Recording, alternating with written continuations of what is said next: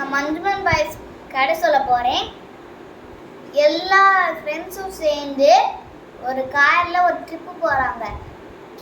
கொடைக்கானலுக்கு. ட்ரிப்பில் எல்லா இடத்தையும் சுற்றி பார்த்தாங்க. முன்னா கோயில் மட்டும் சுற்றி பார்க்கவே இல்லை. அதனால அங்கே போனாங்க. அங்கே ஒரு தடை செய்யப்பட்ட இடத்துல ஏறி தடை செய்யப்பட்ட இடம் தெரிஞ்சும் போனாங்க. உள்ளே போனோடனே போய் ஒரு டேஞ்சரஸ் பிளேஸில் இது மஞ்சுமன் பாய்ஸ்ன்னு எழுதிட்டாங்க. அதில் அவங்க ஃப்ரெண்ட் 2 பேர் எழுதி அவங்க ஃப்ரெண்ட்ஸை கூப்பிட்றப்ப அங்கே ஒரு பையன் ஓடி போய் ஸ்லிப் ஆகி ஒரு கொகைக்குள்ளே விழுந்துட்டா. அவங்கள கட்டி கட்டி கூப்பிடுறாங்க.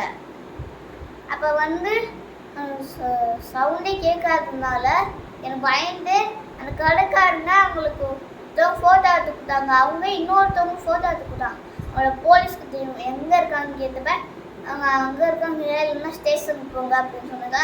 அங்கே இல்லை, ஆனால் ஸ்டேஷன் போனாங்க. அவங்க அங்கே போய் கூப்பிட்டு வந்தாங்க. ஸ்டேஷனில் போய் அடி வாங்கி கூப்பிட்டு வந்தாங்க.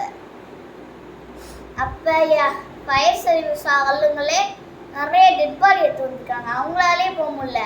ஆனால் ஒரு பையனை சின்ன வயசில் அந்த பையன் காப்பாற்றிருக்காங்க.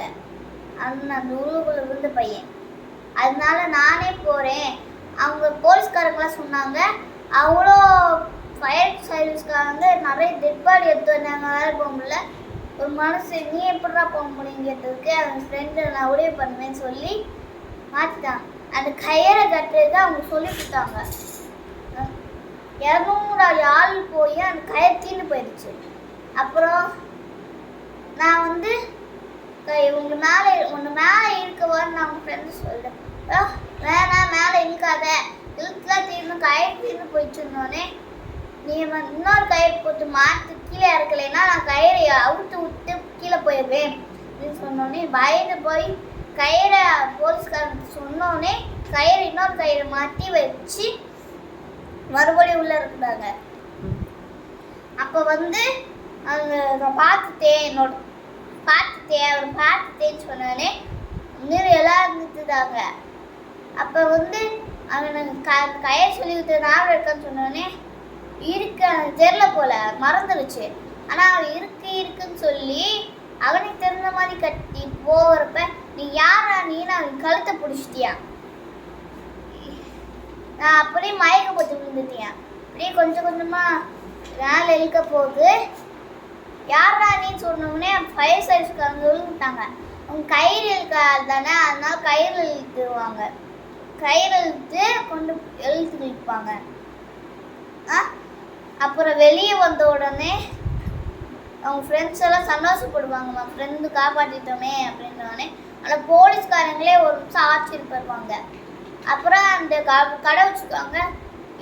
இதோட 12 பேர் இங்கே இறந்து போயிருக்காங்க. நீ மட்டும் உயிரோட வந்துட்ட.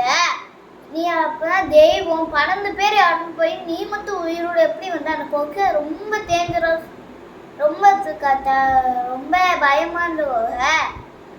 அந்த கொகையை நீ தாண்டி வந்திக்கின்னா நீ ஒரு தெய்வம் அப்படின்னு சொல்லி எல்லாரும் காலில் விழுந்தாங்க. அப்புறம் அங்கே இருக்க லோக்கல் ஆஸ்பத்திரியில் காமிச்சோடனே ஒத்துக்கல. அதுக்கப்புறம் அவங்க ஊருக்கு போங்க, இல்லாம பெரிய மருத ஆஸ்பத்திரிக்கு போங்கன்னொடனே அவங்க பெரிய ஆஸ்பத்திரிக்கு போனா அவங்க ஊருக்கே போயிடலாம்ல. அப்படி பர்மிஷன் வாங்கி போயிட்டாங்க. பர்மிஷன் வாங்கி போனோடனே அவங்க அம்மா 3 வருஷம் அவங்க சரியாக ஆச்சு. அவங்க அம்மா அந்த காப்பாற்றின ஃபேஸ் நான் பக்கத்தில் போனதுனால நீ தாண்டா என்னோட பிள்ளையை தள்ளி விட்டுருக்கா அப்படின்னு சொல்லி கோச்சுக்கிட்டாங்க. அது தமிழ் வாசிக்க தெரியாதனால. அப்புறம் அந்த தமிழில் ஒரு சர்ச்சில் இருக்கவங்க தமிழ் தான் பேசுவாங்க போல். அவங்க வாட்ச அவங்க லாங்குவேஜில் சொன்ன உடனே அவங்க போய் சாரி கேட்டாங்க. அவ்வளோதான் சொல்லி